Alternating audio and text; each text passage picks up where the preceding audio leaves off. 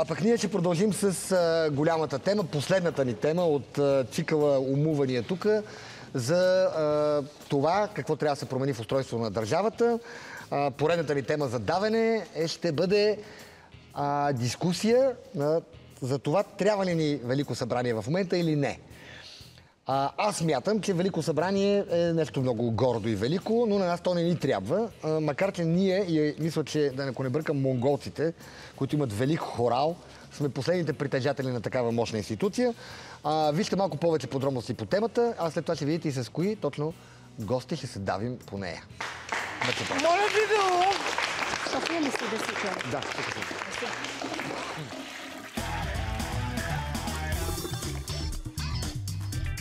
Започва основната тема – има ли смисъл от Велико народно събрание? България е една от малкото държави, в които има Велико народно събрание. То е единственият орган, който може да прави промени в Конституцията на страната, както и да решава въпроси от изключително национално значение, като промяна на територията, например. Според водещия, Великото народно събрание е остаряла бюрократична измислица, която трябва да се премахне. Тоест, единственият смисъл от него е да се свика и да се самозакрие като институция, за да може функциите му да бъдат прияти от обикновено народно събрание. Ако не сте съгласни с Любен Дилосин, можете да пуснете водата и да го удавите. Направете своя избор на сайта Удавете ме или на фейсбук страницата на предаването Пуснете водата.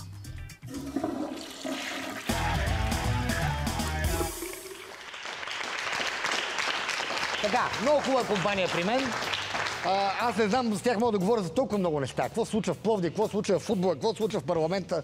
Най-хубавото е, че са в някаква степен политици от различни поколения, от различни страни на политиката, по различно време тръгнали, граждански сектор, класическа политика, класическа политическа наука, но да ги представим. Значи, депутата от БСП и политолог Таня Боруджиева, често ни е гостувала, обичана си я. Професор от Софийския университет, доктор Александър Томов, знаете го, какво да казвам за него. Той е като операта. Сашо, каквото да казвам за тебе, се ще изгледа вярно. И Дани Каназирева, която направи много ярко впечатление с политическата си активност в Пловдив и вече на национално ниво. Тя е адвокат. И да не сбъркам, ти си доктор по конституционно право. Докторант още. Докторант. Ще станеш доктор? Няма нещо. Който е направил докторантура, станал е доктор. Конституционното право е сериозно нещо. Много е важна темата, дами и господин Томов. Трябва ли ни Велико народно събрание директно? Да, не и вече умуваме в подробности. Улицата го иска, сякаш... Дамите първи. Добре. Мога да взема думата всъщност за Велико народно събрание. Аз изслушах доста искания във връзка с свикването на Велико народно събрание, но моето мнение е, че всъщност всички тези искания са в хипотезата на промяна на Конституцията, която промяна може обаче да се извърши от обикновено народно събрание. Не всичко. Велико народно събрание е само за промяна на територията, както и при промяна на държавното устройство, т.е. формата на управление. А докато отзоваването на депутати, промяна в бройката на депутати, дори, тъй като общувам с много хора, не само от Пловдив и региона, но и от страната, както и в социалните мрежи, иска се и промяна в имунитета на депутатите, брой мандати, допустим заявяване като народни представители. Всичко това може да се случи от обикновено народно събрание.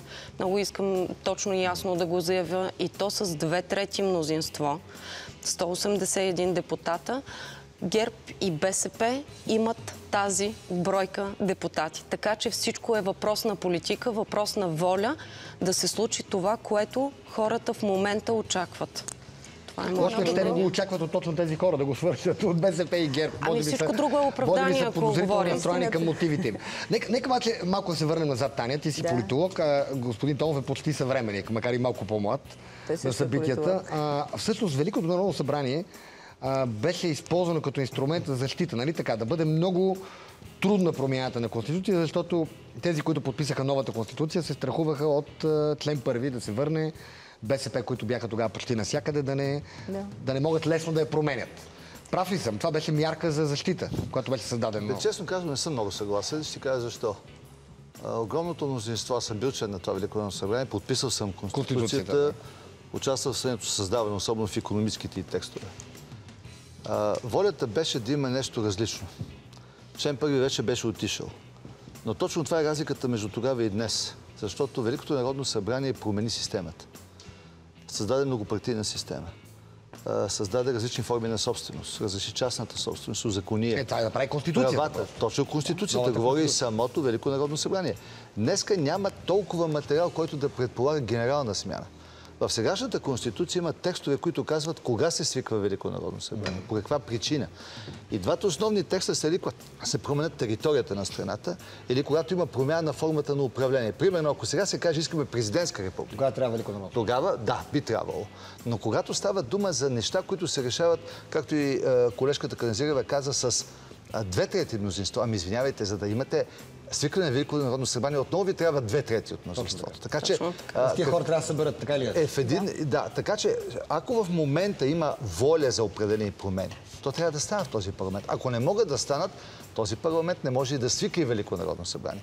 Но най-голямата ми теза срещу подобна идея е, че това ще отклони вниманието в посока, която не е най-важната за хората. Най-важното за хората е икономиката, решенията, свързани с доходите, с основните сектори на икономиката. Това е спорно. За едни хора е важно едно, за други хора е важно друго. Аз да кажа, например, според мен е важно да имаш право на индивидуална жалба до Конституционния съд. А това е всъщност едно едно от исканията, това е много важно, защото ти нямаш къде да се ожалиш, когато са ти нарушени основни граждански права. Друго, такава промяна е възможно да се гласува сега в момента. Пак отново обикновено мнозинство. Избор. Аз съм извадила около 10 искания, всъщност всички са в тази насока. Битовата престъпност, която пищат най-много хора. Защото баба на село, наглите вълнуват, но като ги гледат по телевизията. Но като прескочи мургави и съседи и изколи кокошките, това за нея е въпрос на оцеляване вече. Това е вълнува повече. Ако тези хора могат да си избират полицая, т.е. да, държавата му плаща, да, МВР го контролира, но той знае, че на 2 години има гласуване и може да бъде сменен и да си загуби работата, да се държи по друг начин.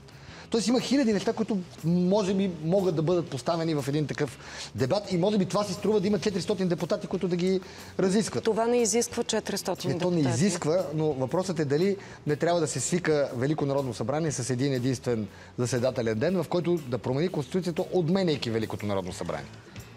Тоест да не съществува то вече като институт. В момента само ние и Монголия мисля, че имаме. Все пак, ако... Древни народи сме и ние и Монголия, имаме велик хорал.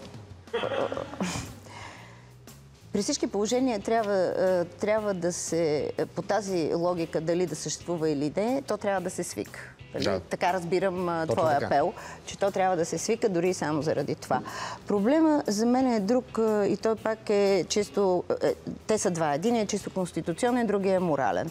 Защото според мен, независимо от това какво искат хората в икономиката, в социалната сфера, в реалния си живот, там за собствените си неща, примерно лихви по кредити и така нататък, всички имаме усещането за една тотална неморалност.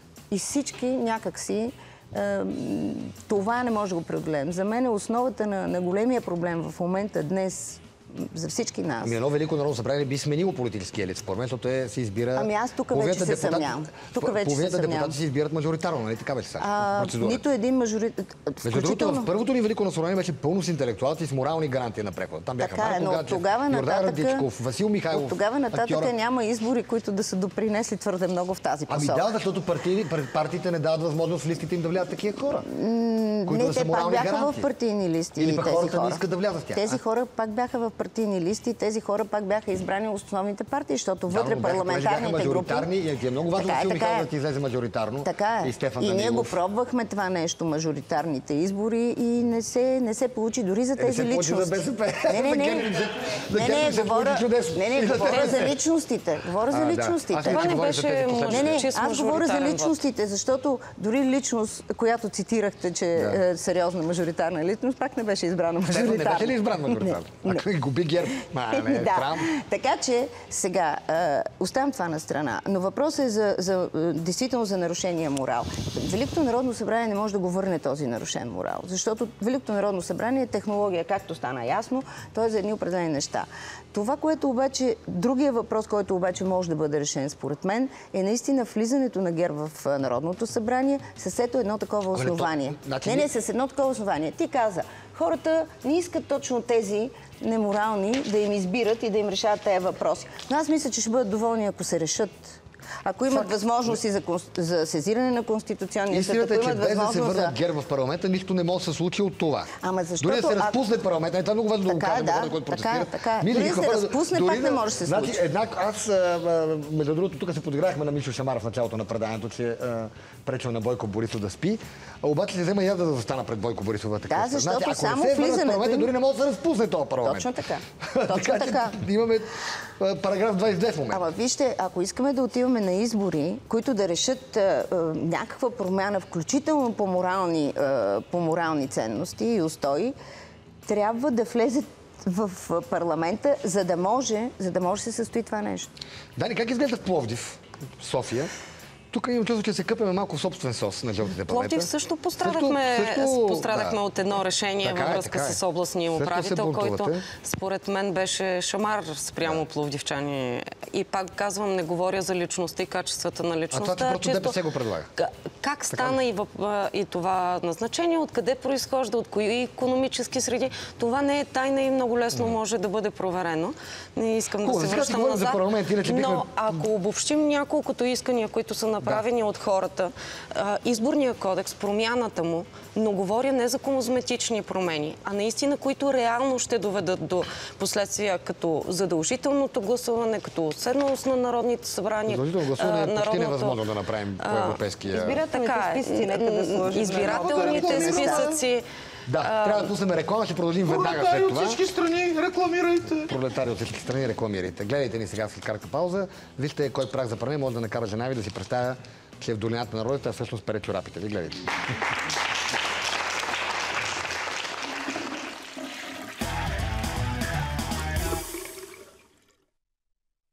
Така. Да резюмирам битката до тук. Сега след малко ще ми изкарат и проценти да видим за какво става дума. Общо взето нещата се развият последния начин. Аз смятам, че трябва да имаме последно в историята на България Велико народно събрание, което да се събере, да направи една важна промяна в Конституцията, след което да се разпусне и оттам нататък Конституцията се променя от обикновено събрание. Моите гости, не мога да ги нарека опоненти, защото за много неща мислим по един и същи начин. Таня Буруджиева, депутат и политолог, Дани Каназирева, така, може да те наричам млад политик, защото всъщност си млад политик, може да си единственият тук млад политик. И красив, може да кажеш. Да, от Пловдив, която стартира с национална своя политическа кариера, и Сашо Томов, с който едва се въздържаме да не говорим за ЦСК, но да сега удържаме мъжки удържаме. Така, те смятат, че всичко важно, което хората искат по улиците на България в момента, може да бъде решено и с обикновено народно събрание. Кое според вас е най-важното? Кое първо ще спре протестите, освен оставка на кабинета, е ясно? Ако мога да направя едно обобщение, безспорен е факта, че се намираме в икономическа и политическа криза, мога да кажа. Криза в ценностите, в морала, все по-засилващо се недоверие към политическата класа като цяло. На първо място промяна на изборния кодекс и пак казвам с промени, които реално ще се отразят върху начина на провеждане на вота, а не само козметични промени. Второ, относно промяната на Конституцията. Категорично намаляне бройката на депутатите. Има различни... Защо това ти е важно? Аз не мога да разбера. Това намалява представителността, според мен. Аз не обичам да говоря от името на хората, но казвам, че правя едно обобщение, което всъщност една извадка от това, което най-много... Те да мразят по-малко хора. По-готи да мразиш повече, като мразиш да имаш избор. От 240 на 120... Не само за мразенето, смята, че не е редно толкова хора да се ползват от публични финансови средства, да получават... Между другото и отговорността се размива пред толкова много брой депутати. Същото е и за общинските съветници. Между другото, аз винаги съм подкрепила намаляване броя и на общинските съветници. Не се притеснявам от високата летва или високите критерии. Аз се притеснявам от неясните правила за избор. Според мен броя на народните представители ще стане много ясен какъв трябва да бъде по повод и на представител, защото демокрация трябва да е представителна. Тоест хората... Виждате какво случва сега, когато хората нямат представители вътре в Народното събрание. Те няма кой да чуят, няма на кой да вярват, няма ги техните аргументи и начин на мислене. Ами аз мисля, че в момента това е до голяма степен е вина на твоите колеги, защото аз познавам поне двама-трима, които в момента ходят на работа, които ако излязат и се обърнат пряко към улицата, ще получат подкрепа на улицата, независимо от коя партия. Така е. Що не го правят, сега те си знаят. Не знам. Но така или иначе, това е проблема. Няма представители вътре. И трябва много ясно. Ситуацията в момента показва колко е важно да има представители на различните групи и слоеве от хората. Колко да бъдат обаче ще зависи от изборните списъци. Аз затова го слагам на първо място. Да, защото избирателните списъци, ние не можем 23 години да не знаем колко сме. Аз това просто не мога да си го обясня. Да, но аз смятам, че и е време вече да се отпуши политическата система. Нека не отричаме, че има и монопол в политическите партии и система. Всичко е централизирано. Всичко е централизирано. Ако ме питате, аз съм за чиста мажоритарна система. Тя даже ще повлияе много силно и върху партиите. Обаче чиста мажоритарна система, тя пък иска и много други неща, както знаем. Административна реформа най-малкото, за да има говорим за млади хора. Говорим за млади хора в политиката. Аз познавам и работя с страшно качествени, мога да кажа, необременени млади хора. Готови да работят изобщо за страната си. Как се допускат тези млади хора? Те не са... През волята на партиите, няма друга. През волята на партиите, обаче партиите са толкова централизирани и задушени на жълтите павета и в кабинета си. Защото един такъв млад човек много трудно се пребори с машината на партия, която седи за друг мажоритар. Така че панацеята мажоритарни избори много по-малко ще даде възможност. И всъщност едно от нашите предложения са наистина инициативните комитети да имат право и на граждански листи, за да се получи реална конкуренция между партийни и непартийни кандидати. Да има един стремеж за качествени... Не, т.е. инициативният комитет в един избирателен район, освен един независим депутат, да има право да издигне листа. Не говоря за цялата страна, а за един избирателен район. Това не променя кой знае какво.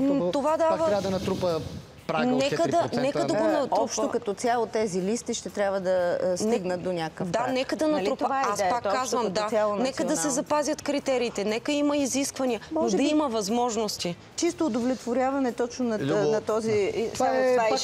Извинявам се. Две жените взеха думата. Но чисто морално, може би това ще даде възможност на хората да се успокоят. В момента има една много голяма опасност, страшна опасност. Съвпадение на политическа и икономическа криза през тази зима, която предстои. Ние там вървим с пълно пара. Точно така. Ако не се направят тези стъпки, за които сега ще говоря, подозирам много тежко влошаване на икономическото положение на определени слоеве от населението. Неприятно е, но е факт. Какво може да се направи? За да се чуят хората, да се пренебрегват протестиращите е също нечестно, непочтено. Да се говори, че те са платени, също не е добре. Това е ужасно, да се обиждат много хора. На улицата са университетски преподаватели, студенти, интелектуалци, хора от работническата класа, от всякъде. Трябва да се намери дата за избори. Това е първото. Която да бъде консенсусна. Първото е ГЕРБ да се върнат в парламента, защото нищо не може да се направи. Добре, но те ще се върнат. Без да се върнат. И го казаха тази седмица, ако се намери такава консенсусна дата. Плюс програма, за която говорихме, програма от 5 точки, от 7 точки. Също нещо направихме при страшната криза 1991 година и така спасихме, ако щете, гражданската война. Тогава бяхме на ръба на гражданска война. Значи точно ясна програма, консенсусна. Вътре изборния закон, изборния кодекс. Вътре са промени, ако трябва в Конституцията 2-3 съществени, значими. Вътре могат да бъдат сложени основни икономически реформи, няколко. Между другото, има и трябва да кажем на зрителите, че има и бърза скорост за промени в Конституцията, която е с 3/4, когато не се чакаше ония месец. 3/4 тогава се променя като обикновен закон. И тогава в тази ситуация този консенсус би могъл да намали опасността от икономическо сриване. Сега, ясно е, че изборите могат да бъдат или късна есен, което почти вече е невероятно, или до година напролет заедно с европейските избори. Това е изхода. И тогава ще бъдат удовлетворени и се потърси общото между всички протестиращи, управляващи, ГЕРБ и така нататък. И още нещо, ако не махнем политическия монопол, ще си повтаряме едни същи партии, което също е ненормално. Вижте, монопола се маха. Не е някаква мантра, Любо. Един факт, който никога няма да се махне от само себе си. Ето, отговарям ти. Простичкото нещо. Не може ни да получават държавни пари по 20, по 15 милиона и след това само те да са в медиите, защото е скъпо на останалите. Останалите няма кой да ги чуе. Ти мисли, че като се махне субсидията за партия, се махне един от четирите елемента, които маха монопол. Не може ти да получаваш 20 милиона, аз да получавам 20 лева, да нямам право да ги имам дори. Ако ти разкажа как е финансирането на извън парламентарни партии, да, нали, си имал партия не, сега е различно. От 2009 не се занимаваш. От 2009 тази система е система на тотален партийно-финансов монопол. И няма как да се промени, ако това не падне. Разбери, не може 0,75 евро да е субсидията на глас в Германия, богата Германия, а да е при нас 6-7 евро. 10 пъти отгоре. Това е. Така че, ако това не се... Тук трябва да кажа... Размера в една бедна държава прави гласове. Тук трябва да кажем и бъслета. Размера на субсидиите трябва да се намали. Казаха политическите партии, имаме решение за намаление. Освен това, тъй като това става в държавния бюджет, освен това трябва да се забрани на партиите, ако не са си използвали дори тая намалена субсидия за дейност, да се връщат в бюджета, няма да им се отпускат. В момента има само на едно на извънбюджетна сметка и това е фонд 1300 години България. Всичко друго се връща в бюджета обратно. Точно така. Третото нещо е, че няма как... Така че това е по повод на субсидиите. Аз дълбоко обаче не съм съгласна с това, че трябва да вървиме да премахнем всички субсидии, защото тогава пак големите партии ще взимат пари от икономически субекти, ще ги взимат директно и общо взето тайно, както ставаше. Тук има някакъв контрол. Съгласен съм тук с тебе. Ние този спор сме го водили, аз затова ви приспорвам, защото този спор сме го водили, дадали сме се по повод на датата, между другото, дали това ще реши нещата. Едно, и второ, все пак да не забравяте голямата тема. Велико народно събрание, поиска го и Тренчев. Великото народно събрание може да промени конституция в посока на създаване на Сенат, на горна камара. Например, президента да се избира от парламента, защото в момента аз не мога да разбера каква е логиката той да бъде избиран пряко. Това не е ясно. Мога да кажа как стана през 1991 година. Аз знам как стана. То също беше идеята да бъдат разделени центровете на властта, стъкън комунистите да не се върнат. Точно така. Защото ти в момента, само си помислете, избираш най-голямото политическо животно. Сега сме президент прави изключение, защото беше просто взет за ушите и сложен там. Но ти избираш за президент най-голямото политическо животно в страната. Защо? Той първо трябва да се пребори с собствената си партия, за да бъде номиниран. След това трябва да спечели най-преките мажоритарни избори в България. И след това трябва да се дистанцира от всичко това и да стане национален. От всичко това и да е като кибика в таблата, има право на 2 обаждания и едно местене. И за всеки случай ти му даваш контрол върху службите. Той майка Тереза да започва да се занимава с редене на задкулисни правителства. Това е абсурд. Сигурата на президента. Всъщност в повечето парламентарни републики президента се избира по друг начин. Или ще бъде президентска република с пряк избор на президент, или да го пратим. Така, но аз смятам, че в момента няма спокойна политическа обстановка, която да стане това. Напротив, ще задълбочи кризата. Няколко простички неща. На Велико народно събрание, защото смятам, че ако се изберат 400 депутата, това ще дигне нормата на представителност. Няколко простички неща. Промяна на закона за политическите партии относно субсидиите. Промяна на Конституцията, обикновено народно събрание, относно брой депутати. Обикновено народно събрание. Относно брой народни представители, начин на отзоваване, конституционна жалба. Конституционната жалба. И това е единствения начин да изперете имиджа си действащите депутати. Премахването... Ако вие влезете в режим на дискутиране на тия въпроси, аз смятам, че има изборния кодекс. Между другото, това са 3 закона за 3 месеца и могат вече да се свикат нови избори. Второто нещо е точно по повод на датата на изборите и така по повод на програмата. Тъй като, освен тези политически неща, които трябва да се решат относно изборите и как да стават, за да може всички да са готови за едни следващи избори по правила, които приемаме максимално консенсусно да се правят. Но второто нещо е все пак другите неща, за които говорихме. Икономическата криза, социалната и така нататък. Тоест правителството трябва да излезе и ние очакваме другата седмица с една програма, която по същия начин, както се отчете за спешните мерки след 1 месец, какво е направено.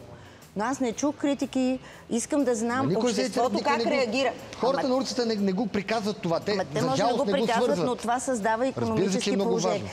По същия начин искам тази програма, която ще се представи, да бъде с ясни срокове. Защото има неща, които трябва да се решат и които са задължителни на фона и на политическия дебат. Няма как да изоставиме другото. Искам ясни срокове и искам много ясен и силен дебат тук и много силна критичност. Трябва да е ясно направено ли не е направено, защото и да направим избори, всяко следващо правителство трябва да знае на какво стъпва и на къде върви България. Тогава може да говорим какво правим. Харесват ли ни те, не ни ли харесват? Къпан отдавна! Такива важни неща се говорят. Тук не. Отдадете Сега, го не е Дило. честно, не може да го къпете всеки път, аз като идвам. Миналия път бяхме Да. на едно мнение, Не, къпахте го. Сега просто на така се различни случва. мнения къпате го. Не е Просто идваш на честно. гости в неделя, пък аз в неделя Няма се да къпа идвам традиционно, вече. като повечето зрители се къпа в неделя традиционно. Така, много е важна темата. Доколкото разбирам, всичко, което казвате, обаче минава А, през връщането на ГЕРБ в парламента Задължително. и Б, през определенето на хоризонт за нови избори. Поне за те са дебата, свързани двете какво неща. става? То не може, нищо не може да стане без парламентарен ГЕРБ няма нормален. да се върне, ако няма дата за избори. Те го казаха, така че те са свързани нещата. Това, което Избори- обаче искам да кажа, че няма как да кажем 12, 11 или 13 май. Този дебат за изборите и точните дати, включително не е логично две в са заедно едно с евроизборите. две в едно изборите минават през дебат в това какво е направено и какво не е направено. Нали разбирате? Защото това означава сега като ванга да предположиме, че до година март месец, представете си, че затънеме ноември месец в тежка криза и трябва да правим избори. Трябва да е ясно, че ще се правят избори. Че изборите следват след всеки отчет се поставя въпроса: това добре или не е добре, правим ли избори? Стигнали ли сме? Успокои хората сега. Една дата на избори ще успокои хората със Аз сигурност. това казвам. намери изход от Повечето ситуацията. хора казват, за да се намери изход от ситуацията, защото част от хората искат сега веднага и незабавно. Най-малкото вие като Други стоящи в искат парламента имате след един интерес да месец. върнете ГЕРБ там, за да има реален дебат, защото в момента дебат няма. Аз за това казвам, ГЕРБ трябва да се върнат заради реалния дебат по изборния кодекс, по промените в Конституцията, по подготовката на... За жалост на Оданка, вие го говорите, нещата са много интересни. Хората не искат да има Велико народно събрание, искат да има обикновено народно събрание. Хората се обачите, това трябва да се оплача на трети. Честито, Паня! Той ли те забуде? Айде!